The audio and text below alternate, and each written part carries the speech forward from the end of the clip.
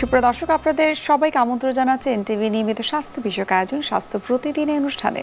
আপনাদের সাথে রয়েছে আমি পুষ্টিবিদ নুসরাত জাহান দীপা।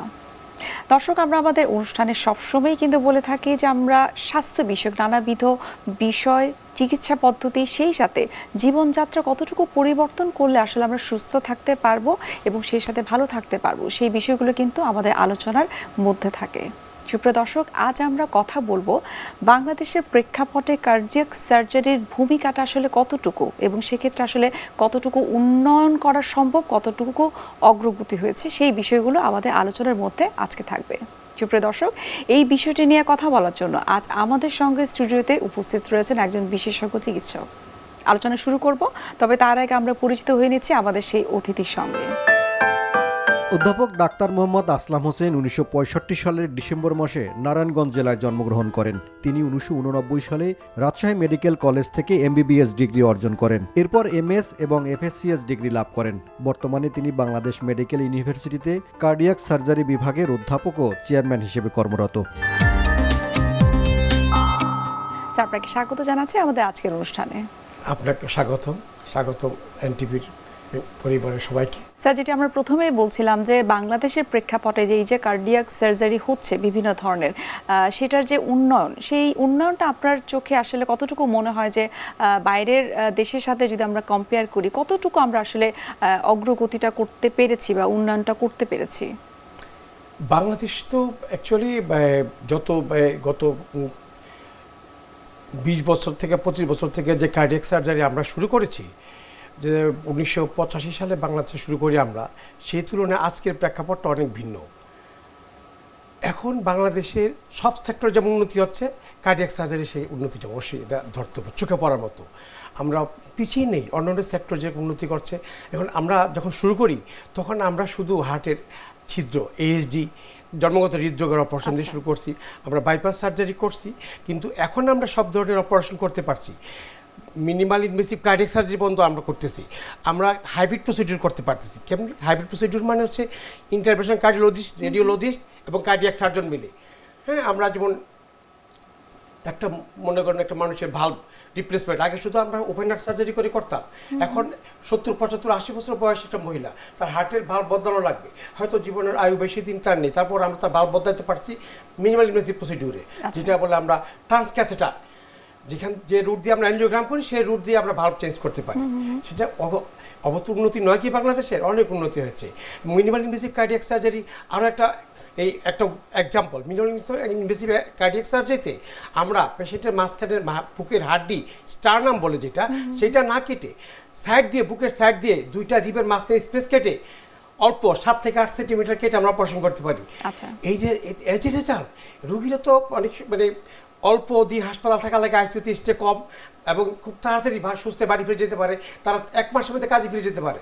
অথচ এগুলো আমরা আগে করতে পারিনি। এক্ষেত্রে কিন্তু অনেকেরই ধারণা ছিল যে আসলে বাংলাদেশে মিনিমাল ইনভেসিভ যে সার্জারিগুলো রয়েছে সেটি আসলে বাংলাদেশে সম্ভব না। এই ধরনের সমস্যা হলেই কিন্তু তারা পার্শ্ববর্তী দেশগুলোতে চলে যায় সার্জারির জন্য।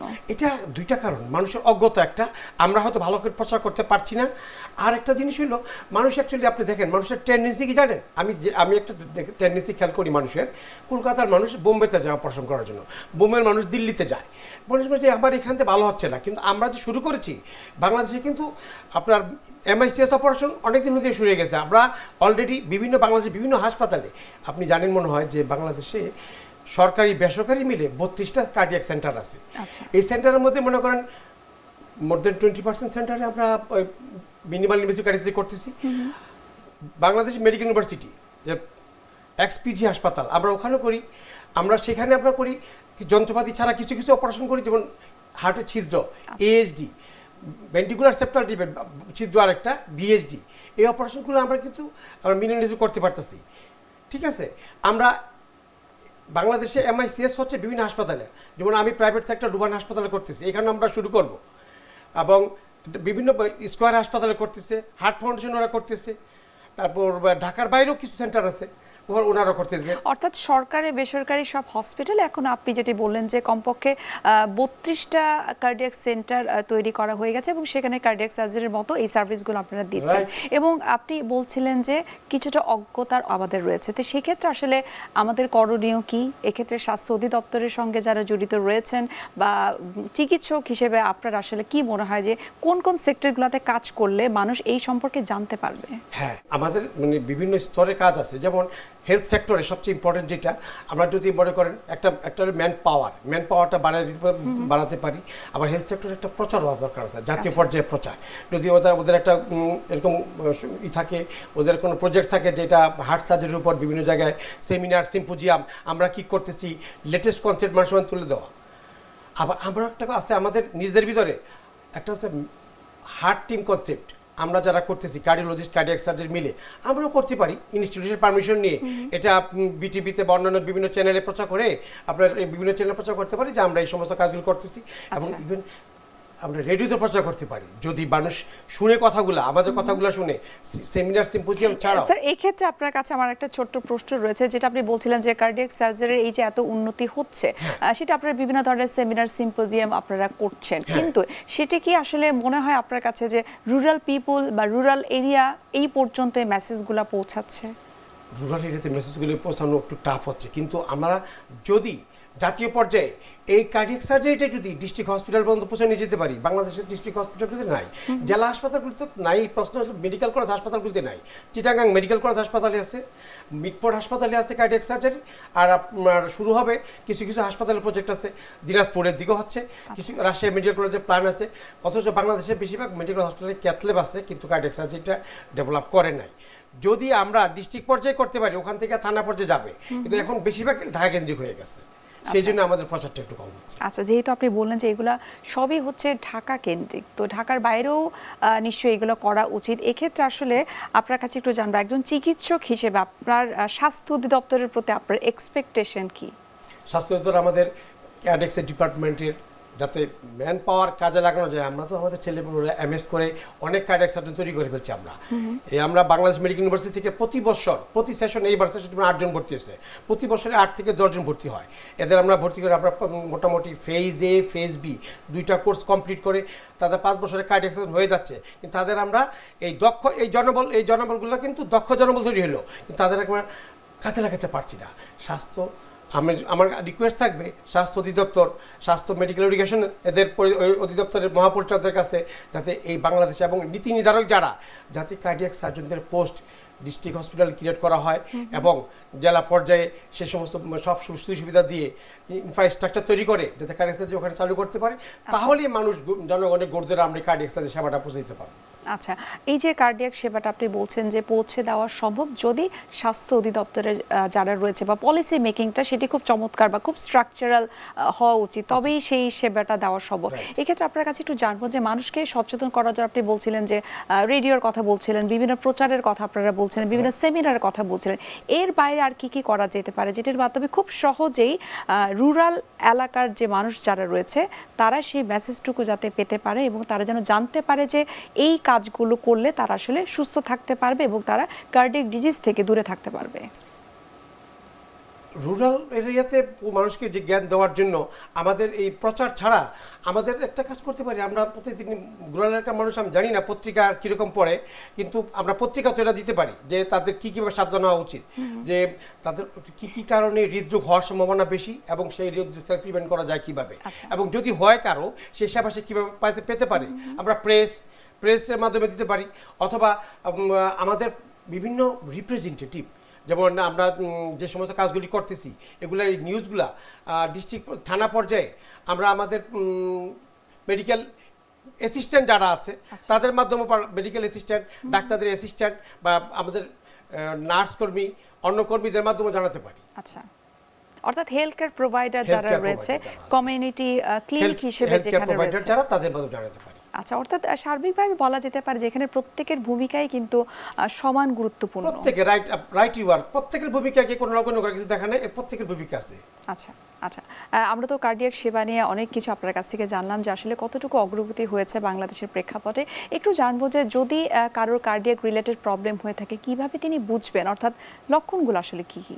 হ্যাঁ, কার্ডিয়াক প্রবলেম যেমন জন্মগত হৃদরোগ, এগুলো এক ধরনের সমস্যা, সিমটম দেখা দিবে। আর একুয়াট হার্ট ডিজিজ যেমন ইস্কেমিক হার্ট ডিজিজ, বাংলাদেশে যেহেতু বেশিরভাগ রুগী এখন আমরা যারা কনসার্ন যে ইস্কেমিক হার্ট ডিজিজের রুগী, একবার তার কার্ডিয়াক অ্যারেস্ট হয়ে গেলে তাকে সেভ করে নিয়ে এসে অপারেশন করা বা স্ট্যান্ডিং করা খুব টাফ হয়ে যাচ্ছে। এই জন্য এই জিনিসটা সম্বন্ধে তাদেরকে আগে জানতে হবে যে ইস্কেমিক হার্ট ডিজিজ কী জন্য হয়, করোনারি হৃদরোগ।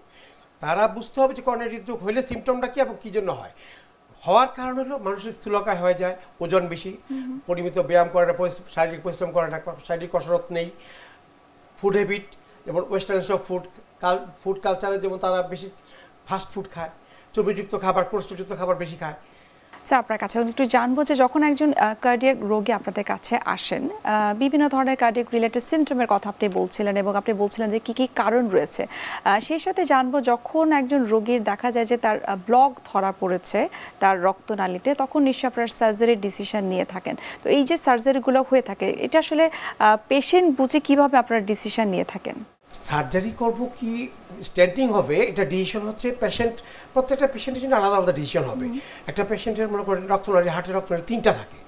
এখন রক্তনালীগুলোতে ব্লকটা কীরকম আছে, মনে করেন একটি সিগনিফিক্যান্ট ব্লক এবং রক্তনালীর মূলধারাতে ব্লক, লেফট মেইন যাকে বলে, লেফট মেইন মানে মূল রক্তনালীতে যদি ব্লক থাকে, সে রক্তনালী ব্লকটা যদি অনেক বড় ব্লক, যেখানে আরেকটা রক্তনালীর মুখে এসে ব্লকটা ধরা পড়ছে, ওই পর্যন্ত ব্লকটা চলে আসছে, সেখানে যদি আমরা স্ট্যান্ডিং করা চলবে না, স্ট্যান্ডিং করলে রুগীর সে সমাধানটা পাবে না। সেখানে আমার কার্ডিওলজিস্ট যারা কলিগ তারাও বলবেন যে এটা তার বাইপাস সার্জারি করা লাগবে। তো বাইপাস সার্জারি ডিসিশনটা এরকম যে রুগীর লেফট মেইন ডিজিজ, বাম দিকের মূল রক্তনালীতে ব্লক থাকলে, 3টা রক্তনালী ব্লক থাকলে, সিগনিফিক্যান্ট ব্লক থাকলে, এটা রুগীকে আমরা বলি যে আপনি এটা বাইপাস সার্জারি করা লাগবে। অ্যাকচুয়ালি প্রাইমারি ফিজিশিয়ান তো কার্ডিওলজিস্ট, উনি ইন্টারভেনশনাল কার্ডিওলজি যারা, উনি অ্যাঞ্জিওগ্রাম করবেন এবং এই রুগীর অ্যাঞ্জিওপ্লাস্টি করতে পারবেন কিনা। আচ্ছা, তার অ্যাঞ্জিওপ্লাস্টি করার যদি দেখা যায় অ্যাঞ্জিওপ্লাস্টি করলে রুগী সেফ থাকবে, তাহলে উনি অ্যাঞ্জিওপ্লাস্টি করবেন, যেটি স্ট্যান্টিং।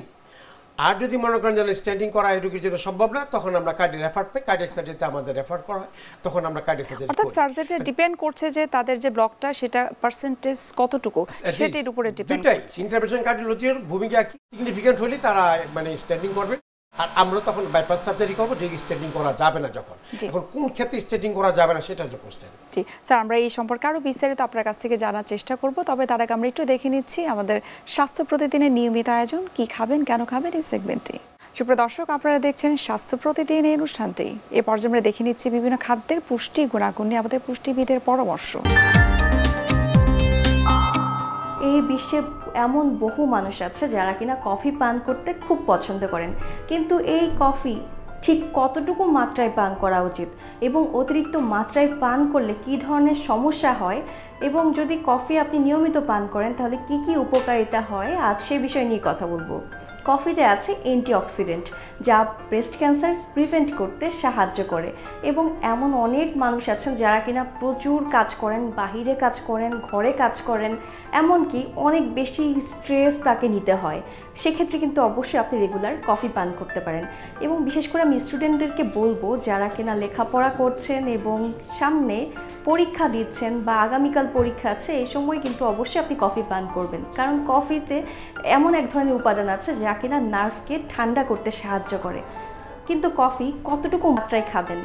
অবশ্যই আপনি প্রতিদিন 2 কাপের বেশি কফি পান করবেন না, এতে করে শরীর কিন্তু কড়া হয়ে যাওয়ার সম্ভাবনা বেশি।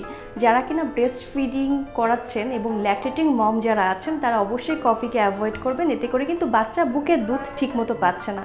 যারা গর্ভাবস্থায় আছেন তারা অবশ্যই কফি থেকে একটু দূরে থাকার চেষ্টা করবেন। এমনকি যারা কনসিভ করতে চাচ্ছেন, যারা সন্তানের মুখ দেখতে চাইছেন, তারা কিন্তু অবশ্যই কফি পান থেকে বিরত থাকবেন। এবং অতিরিক্ত মাত্রায় কফি পান করলে কিন্তু কনস্টিপেশনের প্রবলেম হতে পারে, অ্যাসিডিটি বাড়তে পারে।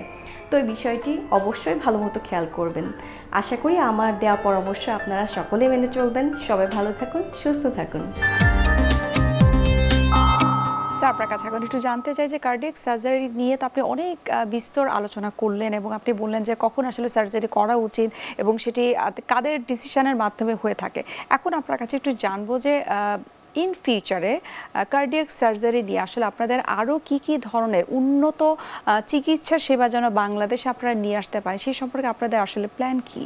কার্ডিয়াক সার্জারির ভবিষ্যতে যদি বাংলাদেশে আমরা আরো বেশি কিছু করতে, আমাদের সব কিছু অপারেশন কিন্তু এখন সারা পৃথিবী কম্পিটিশন আমরা চল করে আসতেছি। আমাদের ভবিষ্যৎ প্ল্যান হলো হার্ট ট্রান্সপ্লান্ট সার্জারি ছাড়া বাকি সব কিছু কিন্তু বাংলাদেশ এখন হচ্ছে। যেমন আমি বলছি যে আমরা মিনিমাল ইনভেসিভ কার্ডিওলজি করতেছি, মিনিমাল ইনভেসিভ কার্ডিওলজিতে আবার আমরা ভালভ রিপ্লেসমেন্ট করতেছি মিনিমাল ইনভেসিভ করে, যেটা হচ্ছে আপনার ট্রান্সক্যাথেটার ভালভ রিপ্লেসমেন্ট। হার্টের বড় রক্তনালী অ্যাসেন্ডিং অ্যাওর্টা মানে রক্তনালী যেটা বড় মহাধমনী যাকে বলে, মহাধমনীতে রোগ যে হইলে সেটারও ট্রিটমেন্ট বাংলাদেশে হচ্ছে। যেমন আপনার বেন্টাল প্রসিডিউর, যে পুরো রক্তনালীটা একটা এনিউরিজম হইলো, হার্টের রক্তনালী যদি অনেক স্ফীত হয়ে যায়, আচ্ছা মানে মূল রক্তনালী মহাধমনীটা যদি নর্মাল সাইজ থেকে নর্মালি 40 মিলিমিটার থাকে, এটি যদি 1.5 গুণ 1.5 টাইম 1.5 গুণ মোটা হয়ে যায়, 55 to 60 বা 55 থেকে 60 মিলিমিটার হয়ে গেল, আমি বলবো ওইটাকে বলে এনিউরিজম, স্ফীত হয়ে যাওয়া। এই স্ফীত হয়ে যাওয়া একটা রোগ। এই স্ফীত হয়ে গেলে যে কোনো সময় ওই তার ডিসেকশন হয়ে যেতে পারে এবং ডিসিশন হয়ে গেলে রোগী ইমার্জেন্সি ডেভেলপ করে। সেই ক্ষেত্রে আমরা এই ধরনের রোগীর অপারেশন করতেছি, বেন্টাল প্রসিডিউর, আচ্ছা হ্যাঁ আমরা করতেছি arch total arch replacement. Sir আপনি যেটি বলছেন এবং আপনার কাছে যেটা আমার জানা ছিল যে ভবিষ্যতে আসলে কি ধরনের পরিকল্পনা রয়েছে, আপনি যেটি বললেন যে এক কথা যে এখনই কিন্তু বাংলাদেশে কার্ডিয়াক সার্জারির যে অগ্রগতি হয়েছে সেটাই কিন্তু আসলে আমাদের বাংলাদেশের জনগণের জন্য আমি বলবো যে আশীর্বাদ স্বরূপ। আপনাকে অসংখ্য ধন্যবাদ এত বিস্তারিতভাবে এই কার্ডিয়াক সার্জারি নিয়ে আমাদেরকে তথ্য জানানোর জন্য। শুভকামনা রইল এনটিভির পক্ষ থেকে। আপনাকেও ধন্যবাদ এবং দর্শকদেরও ধন্যবাদ এতক্ষণ শোনার জন্য এবং এনটিভির কলাকুশলীর সকলকে ধন্যবাদ। সুপ্রিয় দর্শক, এতক্ষণ আপনারা দেখছিলেন এনটিভি নিয়মিত স্বাস্থ্য বিষয়ক আয়োজন স্বাস্থ্য প্রতিদিন। এই পর্যায়ে আমরা দেখে নিচ্ছি আমাদের আগামী পর্বে কি থাকছে। বাংলাদেশে ক্যান্সার সংখ্যাটা হচ্ছে আমাদের গ্লোবোকেনের 2022 সালে যে পরিসংখ্যান মতে আমাদের দেশে ক্যান্সার সংখ্যা এখন 17 লক্ষ। 18 কোটি যদি পপুলেশন আমরা ধরলে 17 লক্ষ, এটা অনেক সংখ্যাটা অনেক বেশি, 17 লক্ষ ক্যান্সার রোগীর সংখ্যা। এবং আরও ভয়ের ব্যাপারটা হচ্ছে বা আফসোসের ব্যাপারটা হচ্ছে যে আমাদের দেশে কোনো ন্যাশনাল ক্যান্সার রেজিস্ট্রি নেই। আমরা যে সংখ্যাটা বলছি এটা বাহির থেকে আসতেছে। বিশ্বের যে কোনো প্রান্ত থেকে যে কোনো সময় এনটিভি জনপ্রিয় অনুষ্ঠান স্বাস্থ্য প্রতিদিন দেখতে আপনারা ভিজিট করতে পারেন আমাদের পূর্ণাঙ্গ পোর্টাল www.ntvbt.com এ। এছাড়াও এনটিভির বিভিন্ন ধরনের জনপ্রিয় অনুষ্ঠান এবং নিউজ আপডেট পেতে আপনারা ভিজিট করতে পারেন আমাদের ইউটিউব চ্যানেল এবং ভেরিফাইড ফেসবুক পেজে। সুপ্রিয় দর্শক, আজ এখানে শেষ করতে হচ্ছে, দেখা হবে আবারও আপনাদের সঙ্গে। সে পর্যন্ত আপনারা সবাই ভালো থাকুন, সুস্থ থাকুন এবং সবসময় এনটিভির সঙ্গে থাকুন।